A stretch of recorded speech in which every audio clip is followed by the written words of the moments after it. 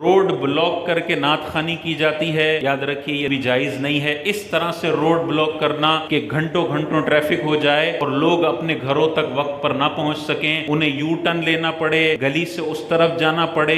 بعض اوقات پوری گلی بند کر دیتے ہیں، تھوڑے سا بھی راستہ نہیں چھوڑتے کہ راستہ چھوڑیں گے تو لوگ جائیں گے تو میں ڈسٹرب ہو جاؤں گا، پوری گلی بند کر دیتے ہیں اور لوگ پھر آدھی گلی میں آنے کے بعد حضرت کو پتہ چلتا ہے کہ اب یہ بند کیا ہوا ہے تو پھر 10 منٹ کا لمبا چکر لگا کے اپنے گھر پہنچتے ہیں۔ جتنا پیٹرول اس بندے کا ضائع ہو رہا ہے، جتنی تکلیف ہو رہی ہے، سارا وبال اس بندے پر ہے جس نے تمبو لگا کر بند کیا ہوا ہے راستہ۔ ہم میلاد کے نام پر، ہم نعت خوانی کے نام پر نبی کی مخالفت نہیں کر سکتے ہیں۔ اس حوالے سے بس ایک حدیث آپ کی خدمت میں ذکر کرتا ہوں۔ جہاد ہو رہا ہے، صحابہ جہاد کے سفر پر ہیں، لیکن صحابہ نے راستے کے اندر کچھ سامان رکھ دیا جس کی وجہ سے راستہ تنگ ہو گیا۔ حضور علیہ الصلوۃ والسلام نے صحابہ کے ذریعے اعلان فرمایا۔ کیا اعلان فرمایا؟ کہ جس نے بھی راستہ تنگ کیا ہے اس کا کوئی جہاد مقبول نہیں ہے۔ اندازہ کریں، صحابہ تلواریں لے کر اپنی گردنیں کٹوانے کے لیے گئے ہوئے، نبی فرما رہے ہیں جس نے راستہ تنگ کیا ہے اس کا جہاد مقبول نہیں ہے۔ ہمیں کیسے اجازت ہو سکتی ہے کہ اتنے بڑے بڑے روڈ اور گلیوں کو ہم اپنی منگنیوں کے لیے بند کر دیں، اپنی محفل نعت کے لیے بند کر دیں،